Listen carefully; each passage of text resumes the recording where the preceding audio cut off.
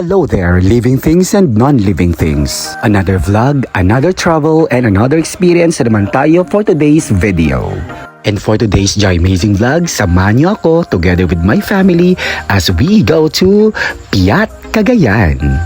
At dahil Sunday nga ngayon, naisipan na aking mga kapatid from Nueva Vizcaya at Ilagan City na umuwi dito sa Quezon. At napagdesisyonan namin magkakapatid na bisitahin ang dambana ni Our Lady of Piat sa may Cagayan. Isa rin sa mga rason kung bakit naisipan namin mag-family bonding ay dahil ang isa naming kapatid na si Ma'am Joyce Ann ay lilipad na patungong ibang bansa. Kaya naman, for the go ang inyong mga living things. Dalawang sasakyan nga pala ang aming ginamit papuntang Piat, Cagayan. At dito naman ako sumakay sa sasakyan nila Ma'am Joyce Ann, kasama ang aking kapatid na si Andriel na siyang aming driver. Sa aking likuran naman ay nakasunod ang iba ko pang mga kapatid kasama nila Mama at ng aking hipag na si Bridget. And finally, after an almost 2-hour ride, nakarating na rin kami dito. Dito na nga din kami sa may palengke nag-park. Paano naman kasi halos lahat punuan. Kapistahan kasi na Our Lady of Piat kaya pahirapan ang pagpapark ng mga sasakyan. Iso nga medyo adayupay basit pagpaglaan kayo bago tayo makapanidjay simbaan.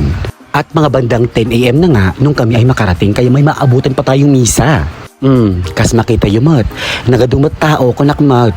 Nakapudpudot pa'y as in nagsalimuot. Pero syempre dahil kasamang pamilya okay lang yan. And finally, here we are sa may dambana ni Our Lady of Piat. Medyo matagal-tagal na rin actually bago ulit kami nakabalik dito. Isa si Our Lady of Piat sa mga tinakbuhan ko namin ng kapatid ko bago kami mag-take ng board exam. And to God be all the glory, ayun nga, naipasa namin ang aming board exam ng isang beses lang. Nay, anyakan, kon na met. Pero totoo, partida pa yan kasi walang review center yan, as in self-review lang talaga. Kaya naman sa mga magti-take dyan ng board exam, bisitahin nyo sa Our Lady of Piat. At pagkatapos nga'y, binisita naman namin ang sanktuaryo ng iba't ibang misteryo ng Banal na Santo Rosario. Dito nga inyong makikita ang mga estatwa ng buong misteryo ng Joyful and Sorrowful Mystery. O diba, isang napakagandang spot ito para magnilay-nilay at mag-meditate habang nagdarasal ng Banal na Santo Rosario. Kaya naman sa mga hindi pa nakakabisita dyan, tara na't ating puntahan at magnilay-nilay dito mismo sa dambana ni Our Lady of Piat.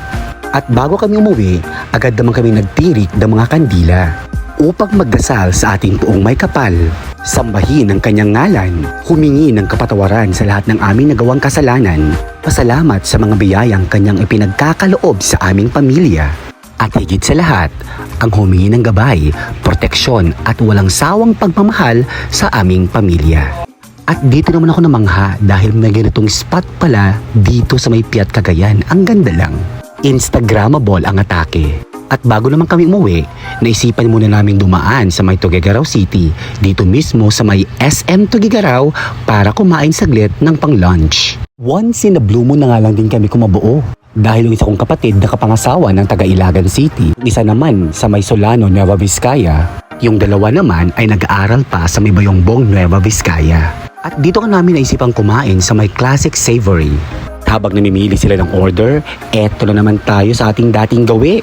Ang tagabantay at mag-alaga ng mga makukulit na pamangkin. At sa wakas, pagkatapos ng 4 na oras, nakakain na nga din ang inyong mga living things. Actually, medyo senti-senting ako dito ng very light dahil ilang araw na lang yung aking kapatid ay lilipad na patungong ibang bansa.